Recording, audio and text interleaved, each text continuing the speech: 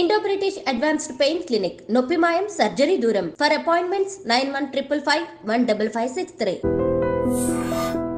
చాలా మంది అతను దివ్యాంగుడు పాడతారు అన్నారు తప్ప అతని పేరు కూడా మెన్షన్ చేయలేదు. ఇంతకీ ఆ కుర్రవాడు ఎవరంటే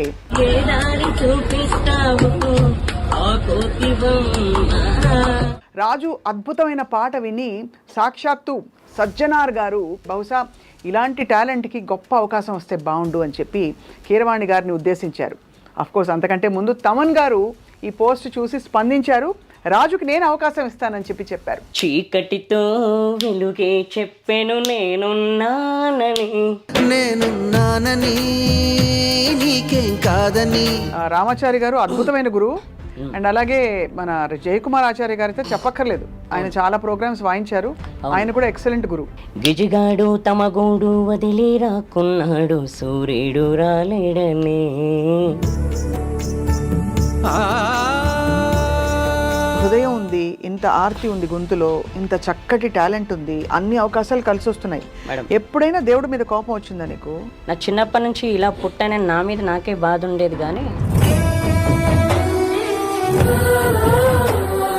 మనసుతోటే చూసి పాటలు పాడుతూ నా జీవితం హ్యాపీ అని అనిపించిందా? అలా అనిపించలేదు. నీ ప్రశ్నలు నీవి ఎవ్వరో బదులెవరుగా. ఎస్పి బాలు గారు అనగానే ఆయనతో నీకేం పని, ఆయనతో నువ్వేం చేస్తావు, నన్ను అట్లా అంటే ఏం చేశారంటే పిచ్చోట్లా చూశారు. అలాగా చాలా మంది తిరస్కరించి మాటలు అన్నా కూడా గొప్ప వాళ్ళ ఆశీస్సులతో రాజు ఇంతవరకు చేరుకున్నావు కదా ఇప్పుడు. అవునండి. సో ఇప్పుడు తమన్ గారు ఎలాంటి పాట ఇస్తే హ్యాపీ? ఏ పాట అయినా పాడేస్తాను. సాహసం నీ ఇంటి పేరు, పౌరుషం నీ వంటి తీరు, నిన్ను తలుచుకున్న వారు లేచి నుంచని మొక్కుతారు, అచ్చ తెలుగు పౌరుషాల రూపం నీదయ్యా. జై బాలయ్య జై బాలయ్య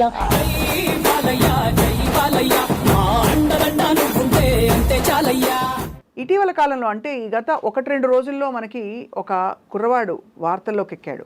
బై ద వే ఆ కుర్రవాడు దివ్యాంగుడు, కానీ చాలామంది అతను దివ్యాంగుడు పాడతారు అన్నారు తప్ప అతని పేరు కూడా మెన్షన్ చేయలేదు. ఇంతకీ ఆ కుర్రవాడు ఎవరంటే రాజు అద్భుతమైన పాట విని సాక్షాత్తు సజ్జనార్ గారు ఏమన్నారంటే బహుశా ఇలాంటి టాలెంట్కి గొప్ప అవకాశం వస్తే బాగుండు అని చెప్పి కీరవాణి గారిని ఉద్దేశించారు. అఫ్కోర్స్ అంతకంటే ముందు తమన్ గారు ఈ పోస్ట్ చూసి స్పందించారు. రాజుకి నేను అవకాశం ఇస్తానని చెప్పి చెప్పారు. రాజు ఇండియన్ ఐడల్ సీజన్ 4లో కూడా ఒక స్పెషల్ పార్టిసిపెంట్గా, అలాగే పలు చోట్ల పాడుతూ తన టాలెంట్ని ప్రూవ్ చేసుకుంటూ వచ్చాడు. He is here with us today. ఇప్పుడే సజ్జనార్ గారికి థ్యాంక్స్ చెప్పడానికి వాళ్ళ ఆఫీస్కి వెళ్ళాడు. ఆయన ఏమన్నారో ఒకసారి చూద్దాం. మన రాజు ఒక సింగరు, ఆయనకు అంగవైకల్యం ఉన్నా కూడా ఆయన విజువలీ ఛాలెంజ్డ్, ఆయన అంతా ఛాలెంజ్ ఉన్న ఆయన మంచి గాయకుడు. ఆయనను వెలుగు తీసుకొచ్చిన మన ఐ డ్రీమ్స్ యాజమాన్యానికి పేరుగా అభినందిస్తున్నాను. ఎందుకంటే ఆయన చెప్తున్నారు, ఇప్పుడే గుర్తు చేస్తున్నారు, గత 3 years బ్యాక్ February 25th రోజు మీరు అందరు వెళ్ళి అక్కడ ఆయన ఇంటర్వ్యూ చేశారని చెప్పి తెలిసింది. తర్వాత వాళ్ళ గురువు రామాచారి ద్వారా కూడా మళ్ళీ ఇద్దరు కలిసి ఇంటర్వ్యూ చేశారు. ఈరోజు మళ్ళీ నాకు మా బస్లో, ఎందుకంటే మన బస్సే మనకు మొత్తము ఇది, సో ఆ బస్లో ఆయన పాట పాడారని చెప్పి శిల్ప అన్న లేడీ అది పోస్ట్ చేయడము, అది నా దృష్టికి రావడము, నేను మళ్ళీ దాన్ని ట్వీట్ చేయడం ద్వారా చాలా అంటే చాలా వైరల్ కావడం జరిగింది. చాలామంది నెటిజన్స్ అంతా కూడా చాలా స్ఫూర్తిదాయకం ఉందని చెప్పి వాళ్ళు రీట్వీట్ చేయడము, చాలామంది రీపోస్ట్ చేయడము, ప్లస్ చాలామంది నాకు వాట్సాప్లో కూడా మెసేజ్ పంపించారు. చాలా స్ఫూర్తిదాయకం అయింది. ఈరోజు ఆయనను నా దగ్గర తీసుకొచ్చారు. నాకు ఆయన కల్పించినందుకు ఐ డ్రీమ్స్ యాజమాన్యాన్ని కూడా నేను పేరుగా ధన్యవాదాలు తెలుపుతున్నాను. వెల్, చూశారు కదా. సో రాజుతో మాట్లాడదాం, రాజుతో బోల్డ్ అని పాటలు పాడదాం. Raju, welcome to I dream. Thank you madam, thank you very much. నీకోసం ఆ పాట పాడినా? పాడండి మేడం. మన భారతంలో కౌరవులు పాండవులు రాజు రా, నీ పేరే రాజు, నిన్ను హెసరా Raju. Super. Thank you madam, thank you very much. Thank you. సరే రాజు, చాలా బాగా పాడుతున్నావు. తాళం అయితే అసలు అద్భుతం. Thank you madam. ఎక్కడ నేర్చుకున్నావు? నేను ప్రస్తుతానికి జయకుమార్ సార్ దగ్గర మృదంగం నేర్చుకుంటున్నాను మేడం. సండే వచ్చేసి రామాచారి సార్ దగ్గర లైట్ మ్యూజిక్ నేర్చుకుంటున్నా. సూపర్. అంటే నా చిన్నప్పటి నుంచి నేను ఎవరి దగ్గర నేర్చుకోలేదు మేడం. నేర్చుకున్నప్పటి నుంచే నాకు ఇలా అలవాటు అయిపోయింది. వావ్. నాకు నా చిన్నప్పుడు నా దగ్గర రేడియోలు టీవీలు ఏమీ లేవు. నేను పుట్టగానే నాకు ఏవి లేవు కాబట్టి నేను ఇక్కడ ఈ చుట్టుపక్కల టేప్ రికార్డు వచ్చేవి, టేప్ రికార్డులు పెట్టేవారు. వాళ్ళు ఏం చేస్తారంటే ఆ టేప్ రికార్డుల గోడ మీద కూర్చొని అట్లా వింటూ ఉండేవాడిని. అది ఇలా వాయిస్తూ ఉండేవాడిని మామూలుగా. ఒక కెరస్నాయిల్ డబ్బా, రూపాయి బిళ్ళ మేడం, నా దగ్గర అప్పుడు ఇన్స్ట్రుమెంట్స్ అనేవి నాకు తెలియదు. అలా వాయిస్తూ అలా అక్కడ పాటలు వింటూ ఇక్కడ నేను మామూలుగా పాడుకుంటూ ఉండేవాడిని. అదే అవును, ఏదో మామూలుగా నేను అట్లా టైంపాస్కి అట్లా పాడుకుంటూ ఉండేవాడిని. అట్లా డైలీ డైలీ డైలీ అలవాటు అయింది. కొద్ది రోజుల తర్వాత కెరస్నాయిల్ డబ్బా పోయింది మేడం. పోతే ఆ తర్వాత దీంతోనే ఇంకా అలవాటు అయిపోయింది, ఇదే ఇన్స్ట్రుమెంట్. ఎలా వస్తుంది చెప్ప, అంత సౌండ్ ఎలా వస్తుంది అబ్బా? అంటే మామూలుగా ఇది ఇలా ఇలా వస్తుంది మేడం, దాన్ని ఇలా పట్టుకుంటే ఇలా వస్తుంది. నీకు భలే వస్తుంది సౌండ్, నాకైతే ఎలా అన్నా కూడా రావట్లేదు. అంటే మామూలుగా నాకు అలా అలవాటు అయిపోయింది మేడం. నిజంగా అది ఇలా వాయించడం అలవాటు అయిపోయింది. ఇంకా దీంతోనే ప్రాక్టీస్ చేస్తూ ఉన్నా. ఇంక ఇదే అలవాటు అయిపోయింది. అంటే ఈ మధ్య నేర్చుకున్నాను కానీ అప్పుడు లేదు, అప్పుడు నేర్చుకోలేదు. గొప్ప గురువుని పట్టావు నిజంగానే రాజు. రామాచారి గారు అద్భుతమైన గురువు. అండ్ అలాగే మన జయకుమార్ ఆచార్య గారు అయితే చెప్పక్కర్లేదు, ఆయన చాలా ప్రోగ్రామ్స్ వాయించారు. ఆయన కూడా ఎక్సలెంట్ గురువు. అవునండి. సో ఇప్పుడు ఎంతవరకు మరి నువ్వు అంటే ఎలా నేర్చుకుంటున్నావు సంగీతం? అంటే డైలీ అమ్మ తీసుకెళ్తుంది మేడం. ఇప్పుడు అమ్మ నేను తీసుకొచ్చారు కదా? అవును, అమ్మ తీసుకొచ్చారు. అమ్మ ఇక్కడే ఉన్నారు. అవునండి, డైలీ అమ్మ తీసుకెళ్తారు. సండే కూడా అమ్మే తీసుకెళ్తారు. ఇంకేమైనా ప్రోగ్రామ్స్ అయితే కూడా అమ్మే తీసుకెళ్తారు. ఇవాళ సజ్జనార్ సార్ దగ్గరికి వెళ్ళి ఎట్లా అనిపించింది రాజు? ఆయన అసలు ఏమనుకున్నా మేడం, ఆయన చూసిన తర్వాత ఈరోజు చాలా బాగా మాట్లాడారు. నీకు ఇంత టాలెంట్ ఉంది, ఇంత బాగా పాడుతున్నావు, నేను కూడా చూశాను, ట్రీట్ చేశాను, చాలా చాలా బాగా పాడుతున్నావు అబ్బాయి, నువ్వు ఎక్సలెంట్ పాడుతున్నావు అని చెప్పారు. నేను చాలా మెచ్చుకున్నారు ఆయన ఈరోజు. నా అదృష్టం మేడం ఆయన కలవడం. ఈ ఐ డ్రీమ్ వాళ్ళకు ఆయన నా తరఫున థ్యాంక్స్, నాకు ఛాన్స్ ఇప్పించినందుకు. ఇంకోటి మేడం, నా బాధ ఏంటంటే అప్పుడు నా చిన్నప్పుడు నేను పుట్టి పెరిగిన తర్వాత, నేను పుట్టింది 1989లో అండి.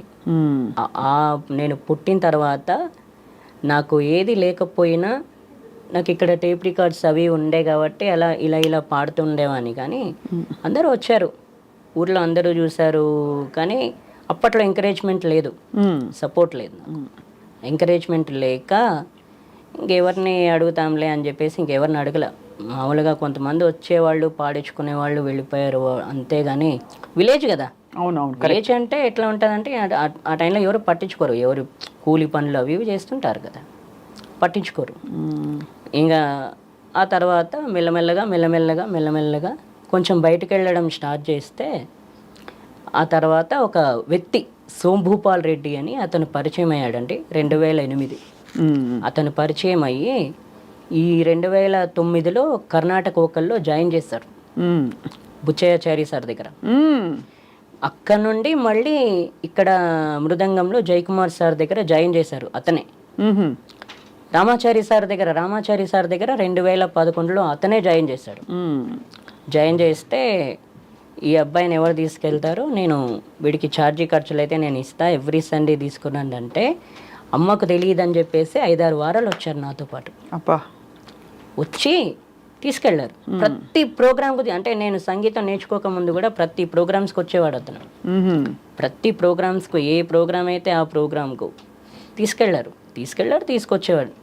అతను ఒక కాలేజ్ స్టూడెంట్ అండి. అప్పుడు అతను ఏంటంటే కాలేజ్కి వెళ్ళాలి, రావాలి, ఇది తప్ప వేరే ఏం లేదు.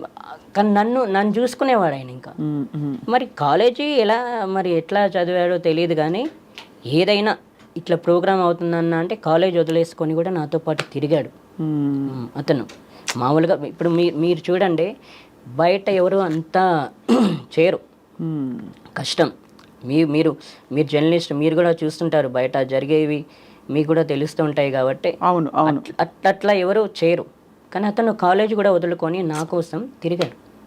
అంత కష్టపడ్డాడు. అదృష్టం కదా. అవునండి, నా అదృష్టం నిజంగా. కానీ రాజు, యువర్ అద్భుతమైన టాలెంట్. రాజు, ఒక పాట పాడమని అడగచ్చా? అడగండి. అయ్యో, మీరు అడగడం నేను పాడకపోవడమా? సరే, మంచి నీకు ఇష్టమైన పాట రాజు. గిజిగాడు తమ గూడు వదిలి రాకున్నాడు, సూర్యుడు రాలేడని. కొలనీలో కమలాలు తలదించుకున్నాయి, పొద్దు పొడవలేదని. గిజిగాడు తమ గూడు వదిలి రాకున్నాడు, సూర్యుడు రాలేడని. కొలనీలో కమలాలు తలదించుకున్నాయి, పొద్దు పొడవలేడని. గారాల మల్లమ్మ కళ్ళే తెరవాకుంది, తెలవారలేదే అని. నువ్వైనా చెప్పన్నా సూర్యుడికి రాజన్న విండెక్కి లేలేమని. బండెక్కి తన 7 గుర్రాల బండెక్కి పండక్కి రారమ్మని. బతుకమ్మ పండక్కి రారమ్మని, పండక్కి రారమ్మని. బతుకమ్మ పండక్కి రారమ్మని. తారారీడా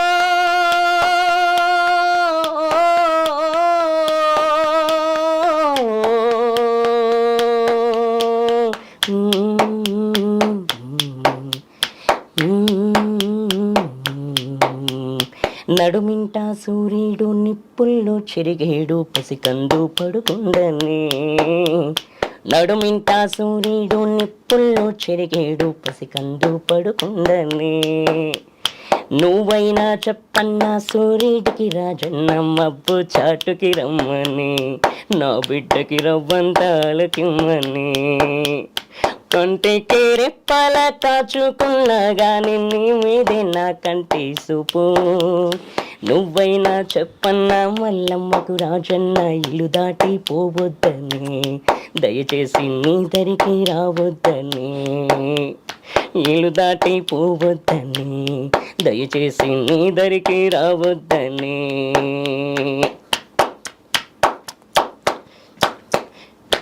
థ్యాంక్ యూ మేడం.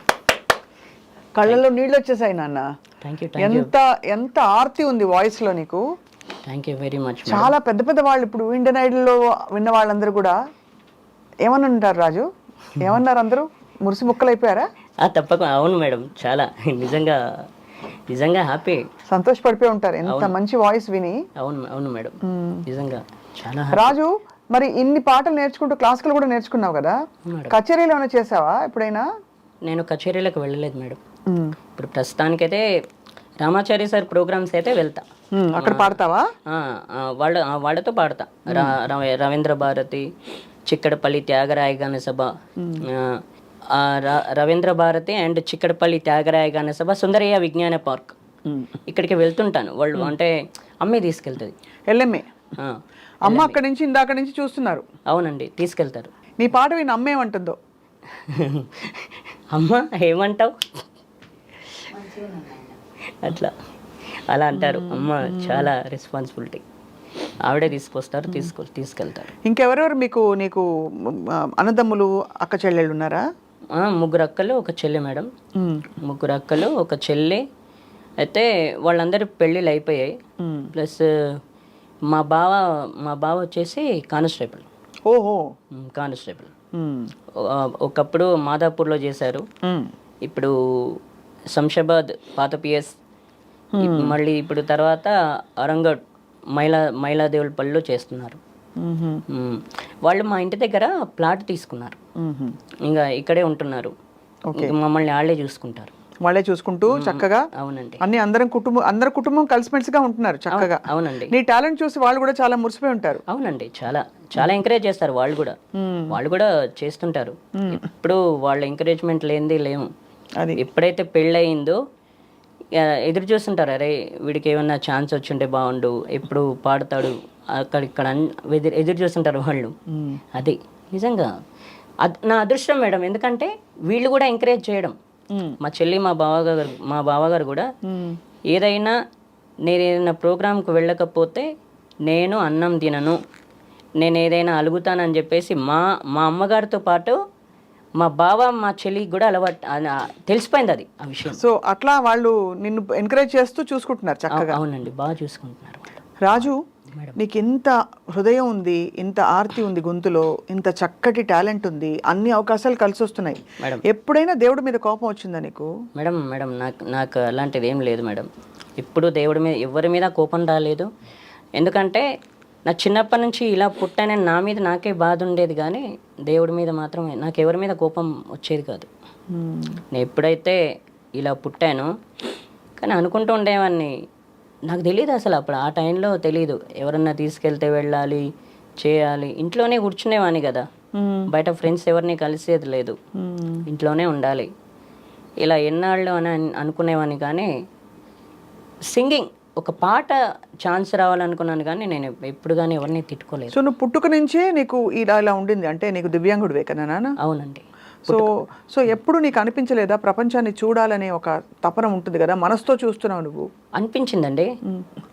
నేను అనుకునేవాడిని, ఇప్పుడు మామూలుగా అందరూ ఆడుకుంటుంటారు కదండి, అవును, ప్రపంచాన్ని చూడాలని అనిపించింది.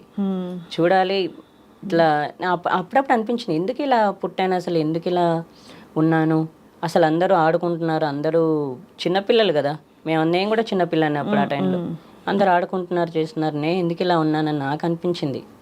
కానీ అనిపిస్తే ఏం చేస్తాం, అలా అని చెప్పేసి కొంతమంది ఒక యాడ్ ఇచ్చారు మేడం, ఇట్లా ఎల్వి ప్రసాద్ హాస్పిటల్లో ఇట్లా చూపు వేస్తారని చిన్న యాడ్ ఇస్తే, నేను నా ఫ్రెండ్కి చెప్తే నా ఫ్రెండ్ వచ్చాడు 2009లో, కాలేజీ మానేసుకొని మరీ వచ్చాడు. వచ్చి అక్కడ ఎల్వి ప్రసాద్లో అక్కడ హాస్పిటల్ అన్ని ఏర్పాట్లు చేశాడు. ఉదయం 10 గంటలకు తీసుకెళ్ళాడు, అక్కడ చెక్ చేశారు. చెక్ చేసిన తర్వాత మధ్యాహ్నం లంచ్ టైంలో చెక్ చేశారు 1 o'clock. మళ్ళీ సాయంత్రం 6 o'clock చెక్ చేసి రావని చెప్పేశారు. ఓ ఇంకా కంటి చూపు రాదని చెప్పేశారా? రావని చెప్పేశారు. మరి అప్పుడు నీకేమనిపించింది? మనసుతోటే చూసి పాటలు పాడుతూ నా జీవితం హ్యాపీ అని అనిపించిందా?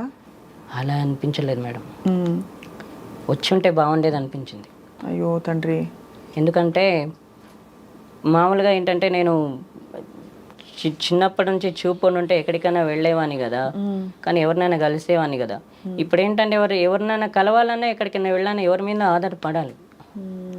కాబట్టి నేను అట్లా నాకు చూపు ఉంటే అలా ఎవరి మీద ఆధారపడకుండా నేనే హ్యాపీగా ఎక్కడికంటే అక్కడికి వెళ్ళేవాన్ని అనిపించింది. ఇప్పటికి కూడా అనిపిస్తుంది, అప్పుడే కాదు ఇప్పుడు కూడా అరే నేను హ్యాపీగా చూపు ఉంటే నేను ఒక్కనే ఎక్కడికి పడితే అక్కడికి వెళ్ళేవాడిని కదా, ఫ్రెండ్స్తో కలిసి ఉండేవాడిని కదా అనిపించేది.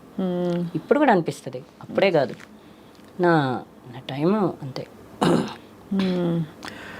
కానీ నువ్వు ఎంత నిన్ను సెల్ఫ్ మోటివేట్ చేసుకుని ఇంత బాగా పాట నేర్చుకుని క్లాసికల్ ఒక పల్లవి ఏమైనా పాడొచ్చు కదా రాజు? కరుణా జలధే దాశరథే కమనీయానన సుగుణ నిధే, కరుణా జలధే దాశరథే కమనీయానన సుగుణ నిధే, కరుణా జలధే.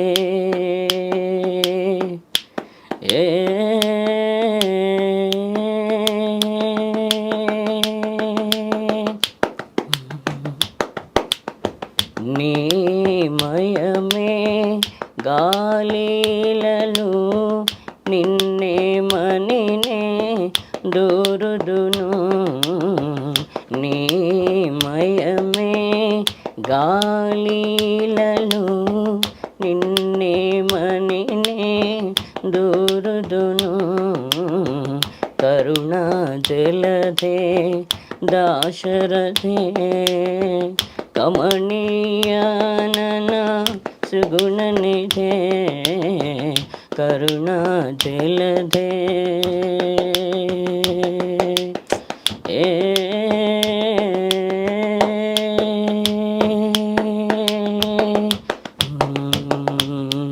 భాగవత ప్రహ్లాదహిత భావుక త్యాగ రాజనుత, భాగవత ప్రహ్లాదహిత భావుక త్యాగ రాజనుత, కరుణా జలధే దాశరథే కమనీయానన సుగుణ నిధే, కరుణా జలధే.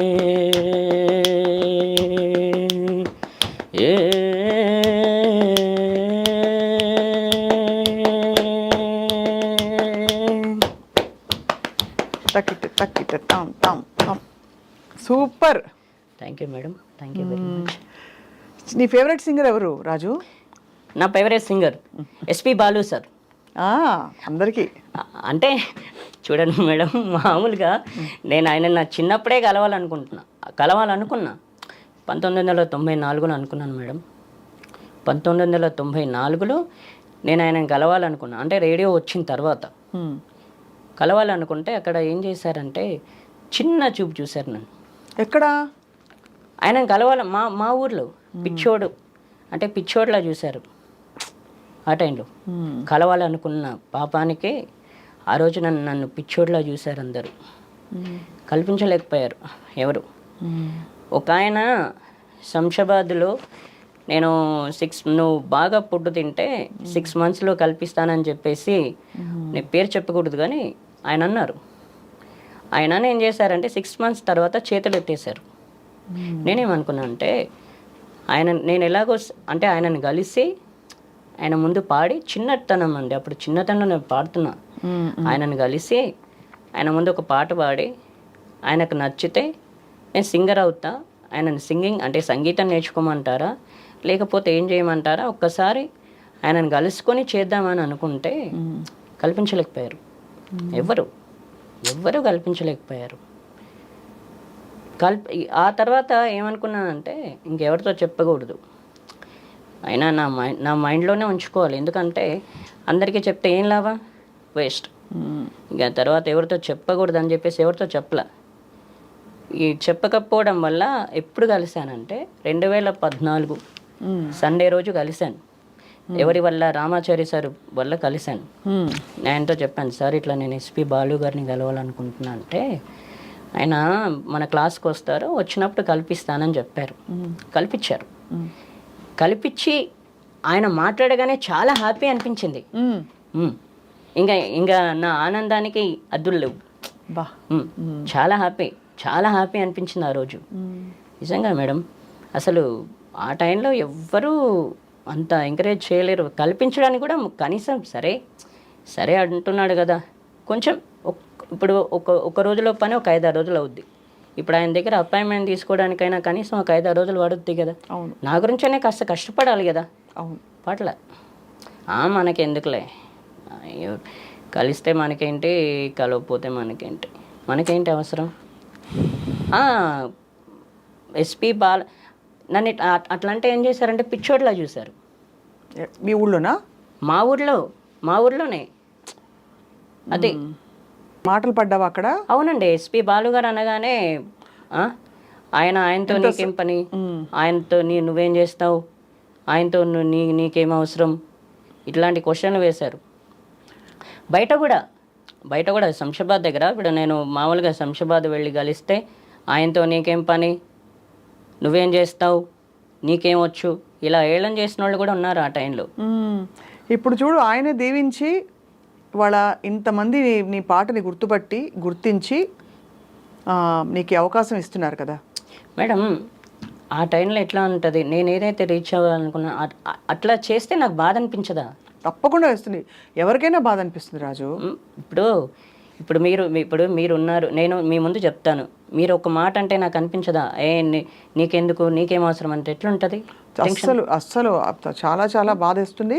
నువ్వు బాధపడడం కూడా కరెక్టే.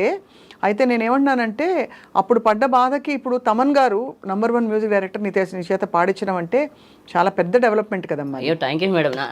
అంటే ఇప్పుడు ఓకే, ఇప్పుడు అలా ఎవరు లేరు మేడం. ఎందుకంటే ఇప్పుడు నీ టాలెంట్ బాగా గుర్తించేశారు. అవును, ఇప్పుడు లేరు, అప్పుడు ఉండే అలా. అవును, అప్పుడు ఉండే ఏంటంటే చెప్పకూడదు కానీ చాలా మంది ఊర్లోకి వచ్చారు, పెద్ద పెద్దోళ్ళు కూడా. పెద్ద వాళ్ళు కూడా వచ్చినప్పుడు ఏం చేశారంటే పరిచయం చేసుకున్నారు, అన్నీ చేశారు. కళాకారులు అప్పుడు ఆ టైంలో కళాకారులు వచ్చినప్పుడు కూడా నేను వాళ్ళ ముందు కూడా పాడాను, కానీ అంత ఎంకరేజ్ చేయాల. మీకు ఇంకో విషయం చెప్పనా, ఆర్కెస్ట్రా వాళ్ళు అండి, వాళ్ళు అంతదాకా ఎందుకు, ఆర్కెస్ట్రా వాళ్ళు 2004లో శంషాబాద్లో శివాలయం టెంపుల్ ఉంది ఒకటి, అక్కడ ప్రతి సంవత్సరం జాతర చేస్తుంటారు. ప్రతి సంవత్సరం వర్షాకాలంలో శ్రావణ మాసంలో జాతర చేస్తుంటారు అక్కడ. అయితే చేసినప్పుడు నేను 2004లో ఏం చేశాను, వాళ్ళ ఆర్కెస్ట్రా పాడుతుంటే నేను వెళ్ళి కూర్చుంటే నన్నేమన్నారు, ఇట్లా నేను ఇట్లా చేతులు వేస్తుంటే వాళ్ళు చూశారు. చూసినప్పుడు ఏం చేశారు, సరే ఇతనితో ఒక పాట పాడిద్దామని చెప్పేసి పాడించారు. పాడించిన తర్వాత ఆ పాట వాళ్ళే అంటే పాటకు వాళ్ళే మ్యూజిక్ వేశారు, పాడించారు. పాడించిన తర్వాత ఒక 10 డేస్లో నీకు ఛాన్స్ ఇప్పిస్తామని చెప్పేసి నెంబర్ ఇచ్చారు. అప్పుడు నా దగ్గర సెల్ ఫోన్ లేదండి, ల్యాండ్ లైన్. ఊళ్ళోకి వెళ్ళాలి, ల్యాండ్ నుంచి ఫోన్ చేయాలి. ఇక తర్వాత సరే 10 డేస్ అయింది. ల్యాండ్ ఫోన్కు వీళ్ళు ఫోన్ చేస్తే స్విచ్ ఆఫ్. ఎలా అనిపిస్తుంది నాకు? బాధ చాలా బాధ. ఎన్ని స్ట్రగుల్స్, ఎన్ని చాలాసార్లు ట్రై చేసావా రాజు? అవునండి. కుంచె రఘు గారు చాలా ఇలాగా రేర్ టాలెంట్, మట్టిలో మాణిక్యాలను తీసుకొచ్చి ఆయన కూడా ఆయన వెతికి పట్టుకుంటారు రేర్ టాలెంట్ ఎక్కడుందని. అవునండి. అలాగా చాలామంది తిరస్కరించి మాటలు అన్నా కూడా గొప్ప వాళ్ళ ఆశీస్సులతో రాజు ఇంతవరకు చేరుకున్నావు కదా ఇప్పుడు. అవునండి. సో ఇప్పుడు తమన్ గారు ఎలాంటి పాట ఇస్తే హ్యాపీ? ఏ పాట అయినా పాడేస్తావు నువ్వు? అంటే ఏ పాట ఇచ్చినా హ్యాపీగా పాడేస్తానండి. మాస్ ఇచ్చినా, ఏది ఇచ్చినా, మెలోడీ ఇచ్చినా, ఏది ఇచ్చినా సరే హ్యాపీగా పాడేస్తా. సో అయితే మరి ఈ మంచి శుభ సందర్భాన్ని పురస్కరించుకుని నేను ఒక ప్రశ్న అడుగుతాను, ఒక పాట అడుగుతాను. చెప్పండి. ఓకే, మనం కన్క్లూడ్ చేసేలోపు. ఓకే. ఒక ప్రశ్న ఏంటంటే రాజు, ఇప్పుడు నీకు చక్కగా అమ్మ తీసుకెళ్ళి అన్ని చోట్లకి తీసుకెళ్ళి నేర్పించడమే కాకుండా తోడయి నీ ఇంట్లో వాళ్ళందరూ కుటుంబ సభ్యులు ప్రోత్సహించి నువ్వు ఈ స్టేజ్కి వస్తున్నావు. మంచి, we are all very happy. And నీకు ఆ టాలెంట్ కూడా అలాగే ఉంది. చాలామంది మనకి దివ్యాంగులు, కంటి చూపు లేని వాళ్ళు చాలామంది మనకి పాడుతూ దర్శనమిస్తారు, తెలుసు కదా. అవును. రోడ్ సైడ్లో నాకు అసలు గుండె ఎలా ఎంత బాగా పాడతారో చాలామంది, గుండెలా జారిపోతుంది చూసామంటే. వాళ్ళని పట్టించుకోకుండా అందరూ వెళ్ళిపోతారు. ఎప్పుడైనా నువ్వు కూడా వినుంటావు కదా పాటలు? అవును. ఏమనిపిస్తుంది రాజు? చాలా బాగా అనిపిస్తుందండి. వాళ్ళే మ్యూజిక్ చేసుకోవడం, వాళ్ళే పాడడం చాలా చాలా బాగా అనిపిస్తుంది. నేను అనుకున్నా, అరే వీళ్ళతో కూడా మనం కూడా ట్రావెల్ చేద్దాం, ఏముంది, హ్యాపీగా పాడొచ్చు అని. నేను ఇట్లా బస్సులో వెళ్తుంటా, ఇట్లా శంషాబాద్లో బస్సు దిగేటప్పుడు వాళ్ళే ప్రత్యక్షం అవుతారు. వాళ్ళే మ్యూజిక్ వేసుకొని, వాళ్ళే పాడుతూ, వాళ్ళే అన్నీ చేస్తుంటారు. రోడ్ల మీద చాలా మంది చూస్తుంటారు. అదే నిజంగా అలాంటి టాలెంట్ కూడా మంచి గుర్తింపు రావాలి. అవును. కానీ నీకు అదృష్టం ఏంటి అండ్ నీకున్న ప్రొఫెషనలిజం ఏంటంటే నువ్వు చక్కగా పద్ధతిగా పాట నేర్చుకుని, మృదంగం నేర్చుకుని, మంచి గురువుల దగ్గర చక్కగా అభ్యసించి, ఎందుకంటే అందరికీ అవసరం, నేర్చుకోకపోతే రాదు కదా. అవును మేడం. సో చాలా హ్యాపీ. సో మనం వైండప్ చేసేలోపు ఒక మాస్ పాట పాడాలనుంది నీ చేత. ఏం పాట పాడతా చెప్పు? మంచి సినిమా పాట. పల్లవి.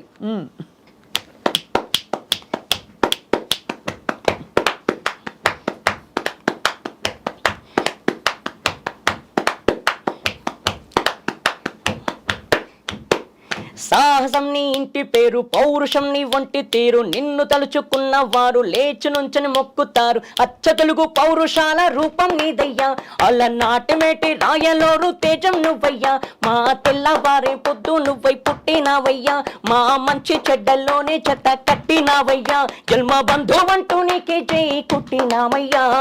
జై బాలయ్య, జై బాలయ్య, జై జై బాలయ్య, జై బాలయ్య, జై బాలయ్య, జై బాలయ్య. మా అండదండ నువ్వుంటే అంతే చాలయ్యా. జై బాలయ్య, జై బాలయ్య, జై జై బాలయ్య, జై బాలయ్య, జై బాలయ్య, జై బాలయ్య. మా అండదండ నువ్వుంటే అంతే చాలయ్యా. సాహసం నీ ఇంటి పేరు, పౌరుషం నీ వంటి తీరు, నిన్ను తలుచుకున్న వారు లేచి నుంచని మొక్కుతారు. Super madam. కీర్తన కొండలలో నెలకొన్న కోనేటి రాయడు వాడు,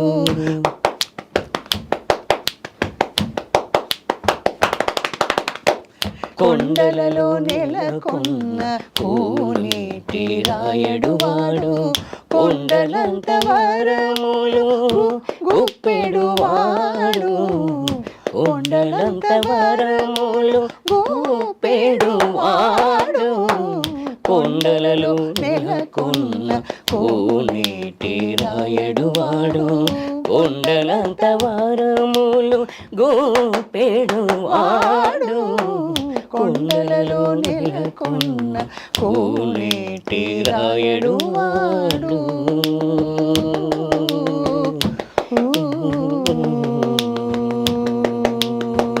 శభాష్, అద్భుతం అద్భుతం రాజు. Thank you.